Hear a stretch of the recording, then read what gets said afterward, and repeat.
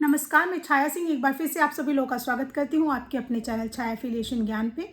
जैसा कि आप सभी लोग जानते हैं कि कॉलेज सेक्टर से रिलेटेड जो भी अपडेट्स होते हैं मैं उन टॉपिक्स को लेकर वीडियो बनाती रहती हूँ। एजुकेशन सेक्टर में कुछ भी नई इन्फॉर्मेशन अगर आती है कॉलेज खोलने से संबंधित तो मैं उन टॉपिक्स को लेकर आप लोगों के बीच इन्फॉर्मेशन के साथ आती रहती हूँ। तो आज फिर एक बार मैं आप लोगों के बीच आई हूँ फार्मेसी काउंसिल ऑफ इंडिया की लेटेस्ट न्यूज़ के साथ।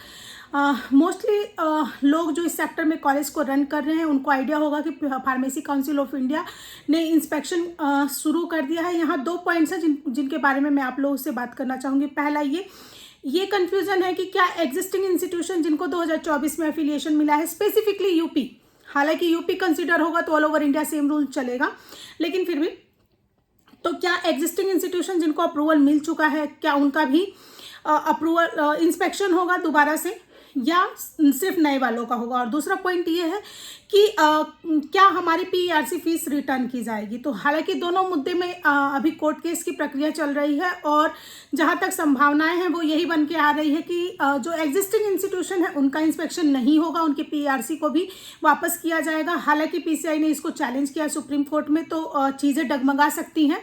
फिलहाल के लिए जो न्यूज़ है वो मैं आपको बता रही हूँ। आज से 3 दिन पहले जो न्यूज़ आई थी, आज सारी चीज़ों को लेके मैं बता रही हूँ। देन उसके बाद जो अभी न्यू सेशन के लिए अप्लाई किए हुए कॉलेज हैं जिनका अप्रूवल 2025 सेशन 2024-25 के लिए रिकमेंड किया गया था, उनका 101% इंस्पेक्शन होगा। कुछ पॉइंट जिनके बारे में मैं आप लोगों से बात करना चाहूँगी कि इस बार के इंस्पेक्शन में क्या क्या ध्यान रखना है। सबसे इम्पोर्टेंट ये है कि फॉर्मेट हमेशा चाहे नया हो चाहे पुराना हो, 2018 हो, 2023 हो, 2025 हो या 2030 होगा, हमेशा फॉर्मेट वही होता है। जमीन, बिल्डिंग, पेपर सारी चीज़ें रहती है, बस कुछ एक मानक को अपग्रेड कर दिया जाता है। जैसे इस बार के इंस्पेक्शन में स्पेसिफिकली जितनी मशीनरीज हैं उनको क्यूआर कोड से अपडेट करना पड़ेगा। देन उसके बाद परचेज बिल उनके होने चाहिए, जीएसटी अपडेटेड होनी चाहिए, जिस कंपनी से आपने परचेज किया है उनकी पूरी डिटेल होनी चाहिए। ये कुछ पॉइंट मैंडेटरी हैं। देन उसके बाद आपका सबसे इम्पोर्टेंट चीज़ ये है कि 30 साल की लीज चल जाएगी। आप अपने पेपर पे ये ना सोचें कि ज़मीन मेरी अपनी रहेगी तभी आप फार्मेसी काउंसिल से अप्रूवल ले सकते हैं। इस बार 30 साल की लीज को भी वैलिड किया गया है। 30 साल का अगर रजिस्टर्ड लीज डीड है, एक भी दिन कम नहीं होना चाहिए। अगर आप ये सोचें कि 29 दिन कुछ महीनों का बना लिया तो भी वैलिड होगा, ऐसा नहीं है।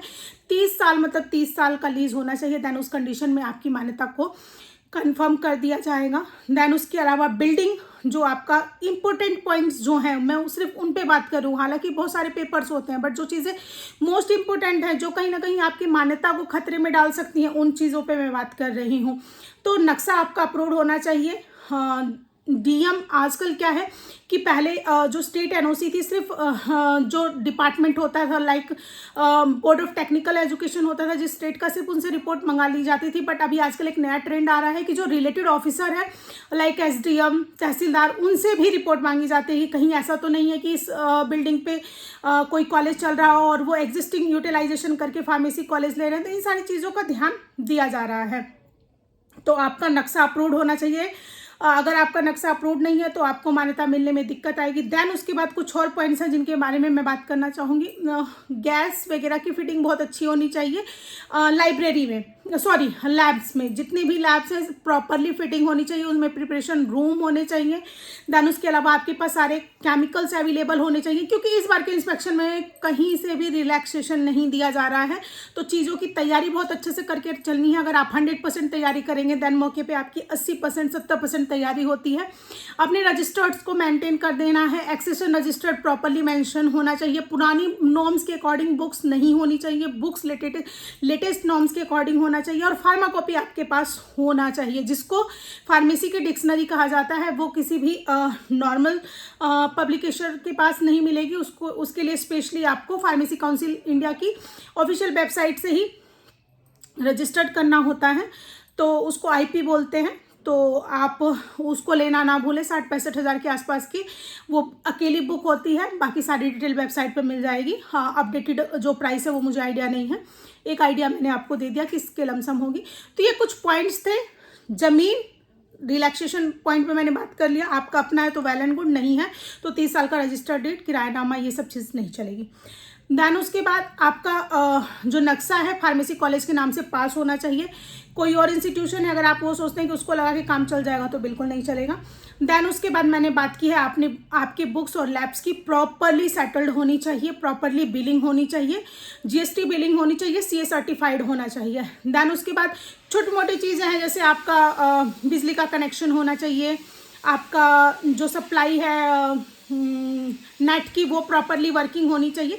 तो ये छोटे छोटे पॉइंट हैं जो इस बार कंसिडर किए जाएंगे। बाकी जो डॉक्यूमेंटेशन है वो तो परफॉर्मा में ऑलरेडी आप लोगों को पता होगा। जिस पॉइंट पे स्टाफ को लेके थोड़ा सा आप लोगों को एक्टिव रहना है, स्टाफ भी कंसिडर किए जाएंगे। स्टाफ के ऊपर आपकी पूरी मान्यता डिपेंड करती है। कोई भी इंस्पेक्शन आएगा तो सबसे पहले वो फार्मेसी कॉलेज के प्रिंसिपल को पूछेगा, तो प्रिंसिपल मौके पे 101% अवेलेबल होना चाहिए। विदाउट प्रिंसिपल बिल्कुल भी मान्यता नहीं होगी।